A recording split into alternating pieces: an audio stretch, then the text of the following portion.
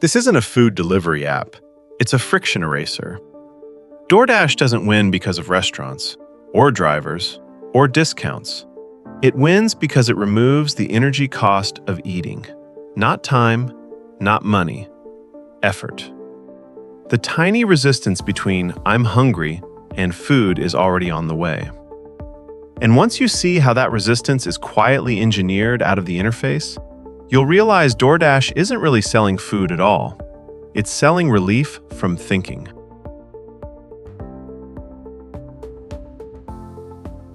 Most people assume convenience comes from speed, faster drivers, shorter routes, better logistics. But convenience isn't speed. It's low emotional friction. It's how little resistance your brain feels when it decides to act. So instead of copying DoorDash visually, I rebuilt it with a single AI prompt to expose the invisible system underneath. The design choices that quietly turn hunger into action without you ever feeling the decision.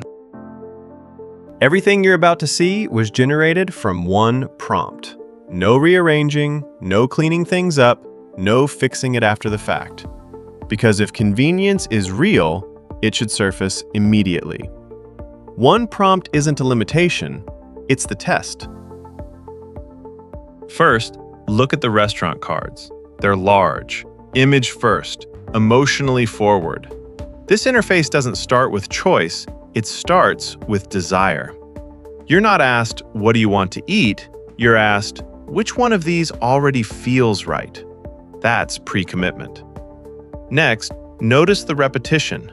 Same card size, same layout rhythm, same information order. That repetition isn't boring, it's calming. Your brain stops scanning and starts gliding. And then there's the absence of pressure. No flashing deals, no urgent countdowns, no aggressive CTAs. DoorDash doesn't rush you. It lets hunger do the pushing while the UI stays neutral. That neutrality is the trick. This works because DoorDash is built on effort minimization. Principle 1. Cognitive outsourcing. The app decides what matters visually, so your brain doesn't have to. Large images, limited variation, predictable structure. Principle 2. Emotional previewing. Food imagery collapses imagination into certainty. You don't imagine the meal, you feel it. Principle 3. Low-stakes continuation. Every step feels like a small confirmation, not a big decision. You're never committing to a purchase. You're just continuing something that already feels inevitable. DoorDash doesn't sell meals. It sells mental quiet. But convenience always has a cost. DoorDash removes friction, and with it, awareness. You don't feel price increases. You don't feel waiting time. You don't feel the trade-off. That's why people overspend. Not because they're careless, but because the interface makes consequences invisible. Convenience doesn't just simplify decisions, it numbs feedback. This is product thinking optimized for frequency. DoorDash isn't designed for special occasions. It's designed for Tuesday nights. Same patterns, same comfort, same outcome. Nothing surprises you. And that's the point. When you design for convenience, you design for habit, not delight. Habit beats novelty every single time. The reason one prompt works here is because DoorDash has a single dominant goal: reduce effort, reduce thinking, reduce friction. When a product's intent is unified, AI doesn't struggle to recreate it. The system is already clear. The prompt just reveals it.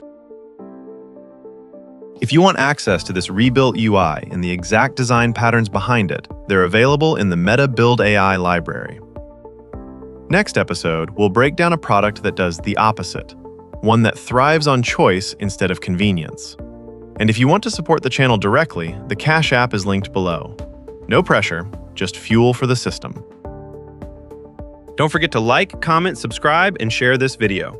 You can follow MetaBuildAI on all social media platforms and visit metabuildai.gumroad.com to find today's UI build kit, along with other products used to create this content.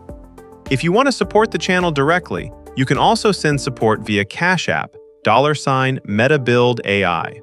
I'll see you in the next build.